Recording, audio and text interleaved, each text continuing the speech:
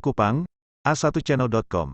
Pada hari Rabu, tanggal 29 Maret tahun 2023 bertempat di Pengadilan Negeri Kelas 1A Kupang, telah digelar sidang perkara perdata terkait dengan gugatan Isaac Edward Rihi mantan Direktur Utama Bank NTT, sebagai penggugat, kepada seluruh pemegang saham Bank NTT, serta Bank NTT dan notaris, sebagai tergugat dan turut tergugat.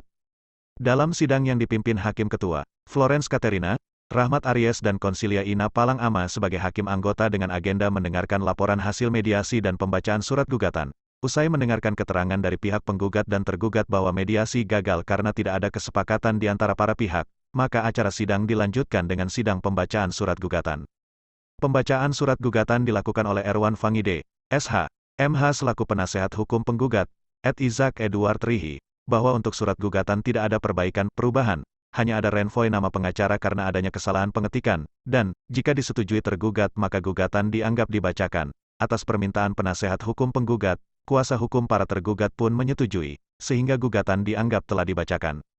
Berdasarkan penelusuran media ini ke SIPPPN Kupang dan beberapa sumber yang layak dipercaya, di dalam gugatan tersebut, Isaac Edward Rihi merincikan peristiwa-peristiwa yang terjadi sebelum dirinya diberhentikan sebagai Dirut Bank NTT dalam RUPS Luar Biasa Bank NTT maupun setelah pelaksanaan RUPS Luar Biasa Bank NTT pada tanggal 6 Mei tahun 2020. Isaac mengisahkan peristiwa yang terjadi sebelum RUPS Bank NTT, adalah bahwa pada tanggal 24 Desember tahun 2019, penggugat dipanggil oleh tergugat 1 untuk menyampaikan secara lisan hal-hal sebagai berikut. A. Ancaman pemberhentian apabila laba bersih tidak mencapai 500 miliar rupiah. B. Proses persetujuan dan pencairan terhadap permohonan kredit PT Budimas Pundinusa yang diterima tanggal 25 Oktober tahun 2019. Perihal permohonan fasilitas kredit modal kerja perdagangan rumput laut sebesar 30 miliar yang dalam prosesnya diwarnai dengan dugaan intervensi dan ancaman serta arahan dari tergugat 1 agar menyetujui kredit tersebut, tetapi akhirnya dibatalkan karena PT Budimas Pundinusa tidak memenuhi persyaratan pencairan yaitu membayar tunggakan kredit. Sebagai informasi PT Budimas Pundinusa sebelumnya telah mendapat fasilitas kredit 100 miliar sebelum penggugat menjabat Direktur Utama. C. Berdasarkan konfirmasi hasil Otoritas Jasa Keuangan terhadap PT Bank Pembangunan Daerah Nusa Tenggara Timur posisi tanggal 30 Desember tahun 2020, kredit PT Budimas Pundinusa telah dikategorikan kredit macet, kolektibilitas 5, per tanggal 31 Oktober tahun 2020. Kredit tersebut hanya dibayar pokoknya saja sebesar 1,05 miliar sehingga total baki debet per tanggal 30 Desember tahun 2020 sebesar 98,95 miliar. D. Proses persetujuan dan pencairan terhadap permohonan kredit PT Batu Karang Atsiri Permai dengan plafon 35 miliar. Awal bulan Desember tahun 2019 penggugat pernah juga dipanggil oleh tergugat 1 dan meminta agar dapat membantu proses permohonan kredit PT Batu Karang Atsiri Permai dengan plafon 35 miliar yang dalam prosesnya terdapat kekurangan administrasi dan ketidakcukupan jaminan yang membutuhkan persetujuan khusus dari Direktur Utama. Tetapi akhirnya tidak dilanjutkan prosesnya karena penggugat berpendapat harus tetap sesuai dengan aturan, prinsip kehati-hatian dan menyelamatkan pribadi, penggugat, para tergugat dan Bank NTT serta kepentingan masyarakat dan akhirnya proses kredit tersebut tidak dilanjutkan. E. Disposisi, arahan, percakapan telepon tentang proses persetujuan kredit dinyatakan oleh tergugat 1 telah diketahui dan direkam. Disposisi, arahan, percakapan telepon dengan staf, direksi dan komisaris.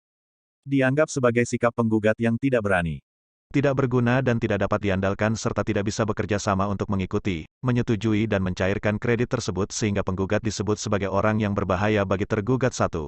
Intervensi, tekanan, ancaman bahkan makian, dengan kata-kata monyet, serta penggugat dianggap tidak percaya terhadap tergugat 1 yang menjamin dapat menyelesaikan jika terjadi masalah karena tergugat 1 memiliki reputasi dan kapasitas untuk menyelesaikannya. Faktanya kredit PT Budimas Pundinusa telah dikategorikan kredit macet, audio rekaman serta transkrip pembicaraan antara penggugat dan tergugat 1 disertakan dalam lampiran gugatan. F. Pertemuan dan arahan terhadap staf dari penggugat dianggap sebagai penolakan perintah tergugat 1 terhadap pinjaman tersebut. Bahkan tergugat 1 menyatakan Direktur Pemasaran Kredit lebih baik dari penggugat, karena Direktur Pemasaran Kredit menurut pengakuan tergugat 1 menyatakan bahwa kalau Bapak, tergugat 1, yang perintah saya siap melaksanakan. Sikap tergugat 1 dianggap tidak konsisten dan berbeda dengan sikap sebelumnya yang telah menonaktifkan Direktur Pemasaran Kredit melalui komisaris karena persoalan kredit macet kantor cabang Surabaya yang telah merugikan PT Bank Pembangunan Daerah Nusa Tenggara Timur dan telah mendapatkan putusan tetap dari Pengadilan Tipikor Kupang. Penggugat telah menyampaikan keberatan dan mohon pertimbangan secara lisan agar tetap diberikan kesempatan karena jabatan yang sangat singkat, diangkat menjadi Direktur Utama PT Bank Pembangunan Daerah Nusa Tenggara Timur tanggal 11 Juni tahun 2019, sangat tidak mungkin mencapai laba 500 miliar dalam waktu 6 bulan tersebut. Tetapi tergugat 1 menolak, audio rekaman pembicaraan antara penggugat dan tergugat 1 disampaikan dalam lampiran gugatan. Demikian liputan A1channel.com.